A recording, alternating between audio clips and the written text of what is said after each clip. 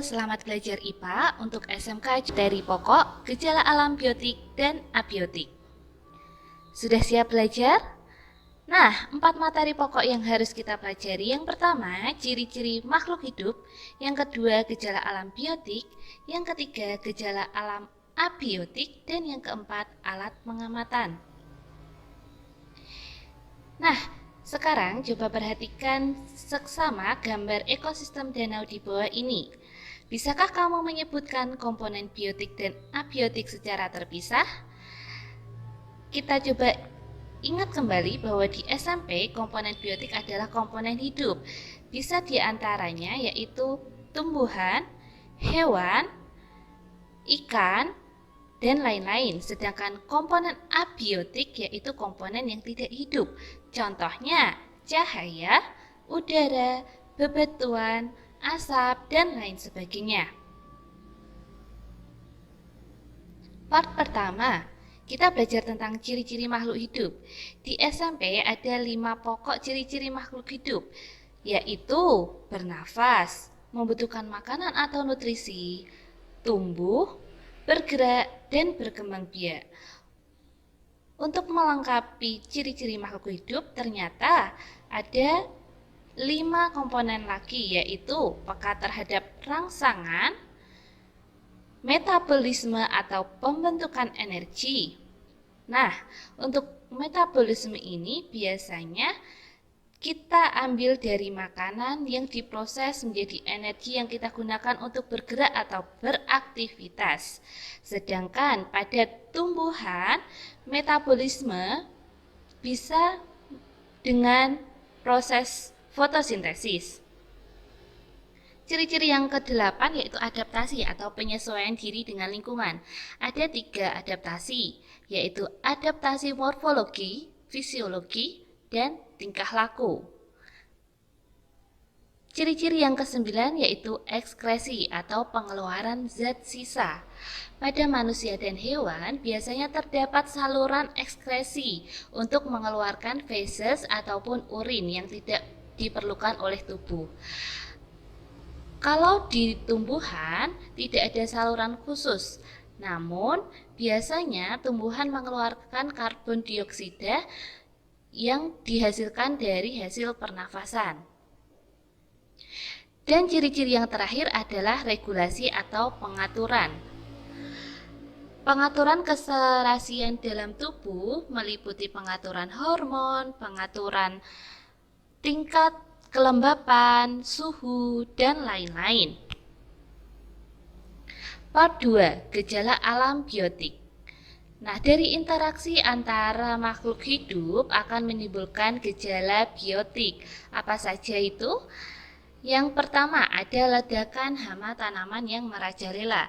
Ini biasanya dipicu karena penggunaan pestisida yang berlebih ataupun karena predator dari hama alami tersebut dimusnahkan. Lalu gejala alam biotik yang lain yaitu penyebaran virus. Pada akhir-akhir ini sedang gempar tentang virus COVID-19 atau corona. Nah, penyebaran virus ini merupakan salah satu gejala alam biotik karena virus merupakan makhluk hidup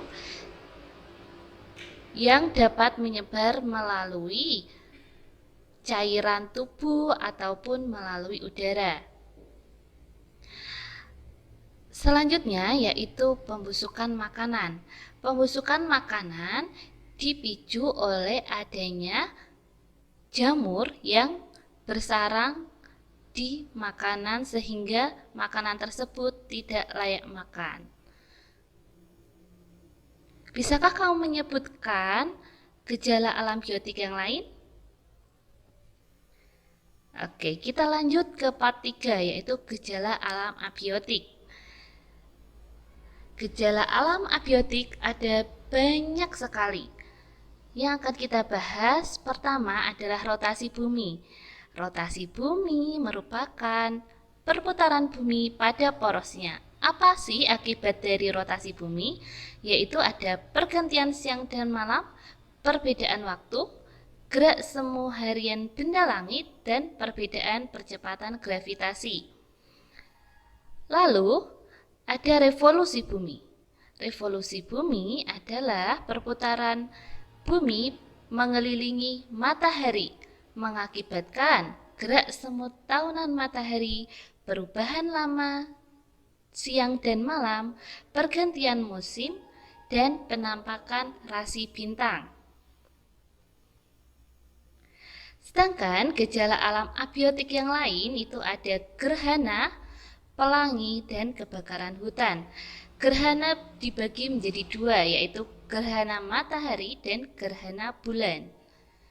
Gerhana matahari karena sinar matahari yang akan sampai ke bumi terhalang oleh bulan, sedangkan gerhana bulan yaitu sinar bulan yang akan sampai ke bumi terhalang oleh matahari.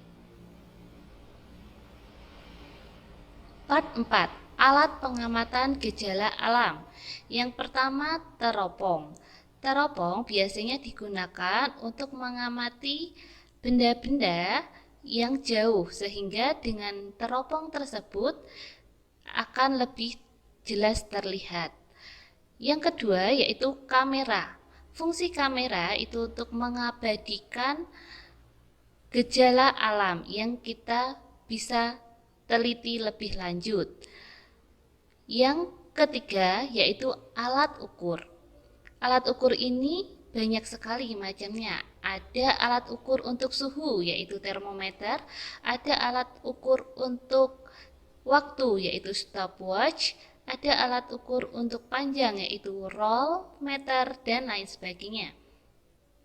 Dan alat yang terakhir yaitu barometer atau alat yang digunakan untuk mengukur kelembapan udara, serta altimeter yaitu alat yang digunakan untuk mengukur ketinggian tempat dari atas permukaan laut. Terima kasih atas perhatiannya. Sampai jumpa lagi di pembelajaran IPA. Dadah.